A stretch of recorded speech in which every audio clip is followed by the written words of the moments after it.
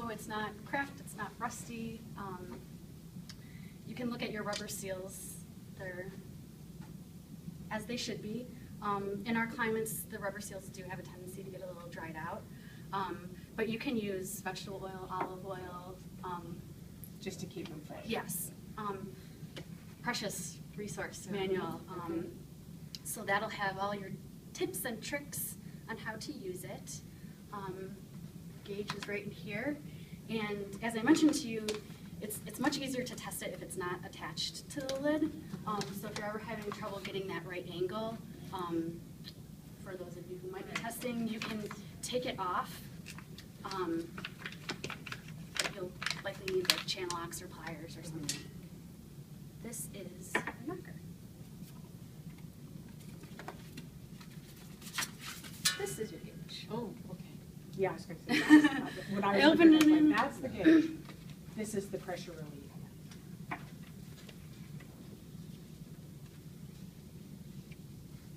Come on, Ed. You want to learn how to do pressure gauge testing? We're testing pressure gauges. So you would always want to make sure that your glass isn't cracked and that there isn't any visual rust or anything on it. Okay. So I'm just going to mark that it's good and it's new. Do you know what you'll be pressure canning? Mostly Meats, vegetables stews? and meats. Okay. So the reason I ask is we like to test it at the pressure you will actually be canning food. So usually I go through and I'll test at least 2 that are listed on here. So most people don't really can anything at 6 pounds of pressure, so I usually skip that one and go to 11, 13, and 15. Okay. But basically what I'm doing is just matching your gauge to this gauge and Okay. seeing how accurate it is. If it is over or under by 2 pounds of pressure, we recommend that you replace the gauge. Okay. If it's within 2 pounds of pressure, we would just have you adjust whatever recipe you're using. So there's a description down here, but if, for example, yours is reading 12 pounds of pressure when this is reading 13 pounds of pressure, you know that your gauge is under by 1 pound of pressure and would have to adjust any recipe accordingly. Okay. Is there any way to calibrate if it's off So without having to replace it? I believe there is. You can send it into Presto, but honestly, a new gauge is usually around like $18 or $20. So they would recommend that you just replace the As gauge. opposed to- Then you do the step again though, and it could be off again, so it seemed like calibration would be the better way to go if that's possible. But again, you'd have to pay for the shipping and handling, and So the Yeah. calibration would be done by them. by Presto, you have to send it in. You can't do it yourself. Because there is, the concern is that, there are foods you can can that are lethal if they're canned improperly. Right. Yeah, And, right. and so Right. that's where you really want to be, very, very careful. And, green beans is that big one, but, so that's why everybody's really particular about pressures. So there are different sized rubber stoppers, and basically you just have to figure out Which which one one fits. height is going to give you a proper seal. And the tricky part is when you have the lid, because you're trying to balance it and there's not as much area. So I'll just put it on there and make sure I have a good, nice seal. And usually, I'll test it. When you have your hands here, you can feel if there's any air coming out. But right away, I'll just release it to make sure that you get that puff of air, so you know you had a good seal. So got a tight seal. And just like a bike pump.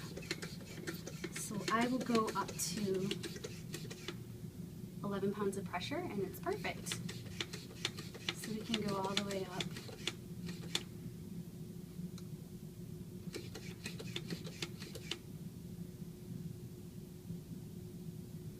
And at 15 pounds of pressure, it looks like it is reading at 16.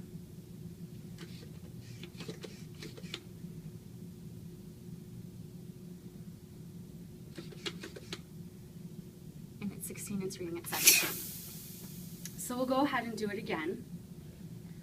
At 11 pounds of pressure, if it's at 11 and it's reading 11, at 15 it should be reading 15. It should be accurate at both. You have to allow for when you're increasing increasing the pressure, you're increasing heat, and when it cools, the pressure would drop a little bit. So Exactly. could that be happening there? At 15 pounds, 17 pounds, a little bit even? No, because here there's no heat, Okay. so that it's the air pressure, but the temperature should be, yeah. You could be on something. Yeah, maybe releasing the air each time and testing it to Mhm. the, instead of just increasing. Yeah. Is what I was thinking. It's going down to 11. Mm-hmm. So now let's go right to 16. Mhm. 13. Or 13. Mm-hmm.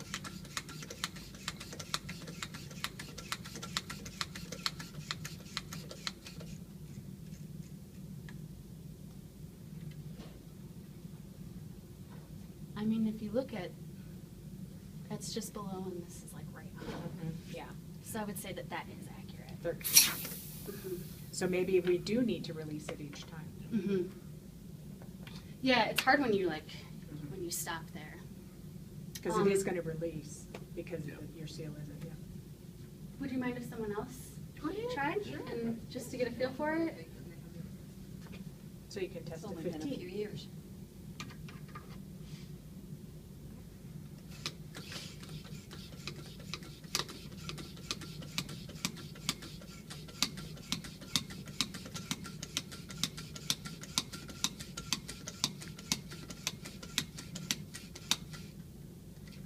We're right at 15 and we're at 13 now. Or no, we're at. This needs to This go, one this needs is the to- one you need to go to. Yeah, this is, okay, so we'll release and do it again.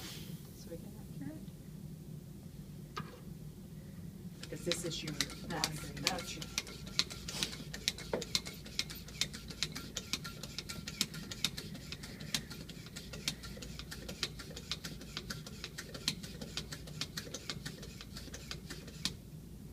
We're at 15 and this gauge is at 16.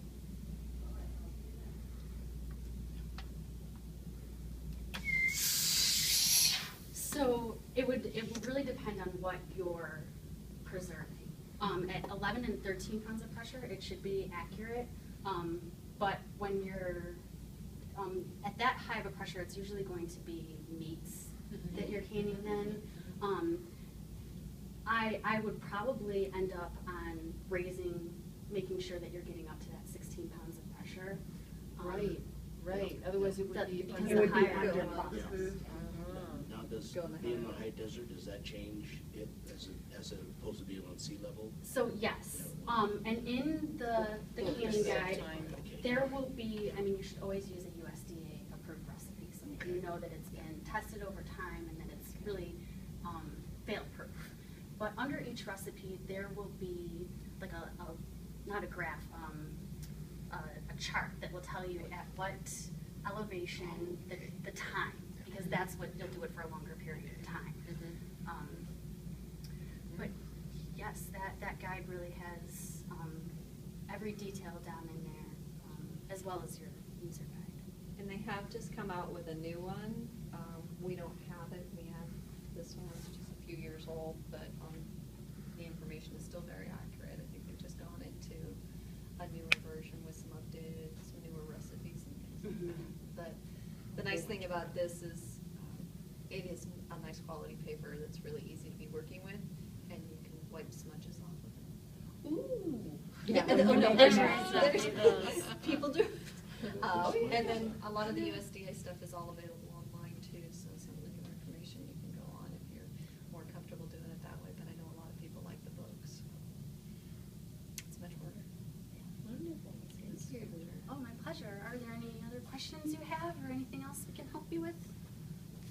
Should put this- Thank you for letting us have a learning lesson too, and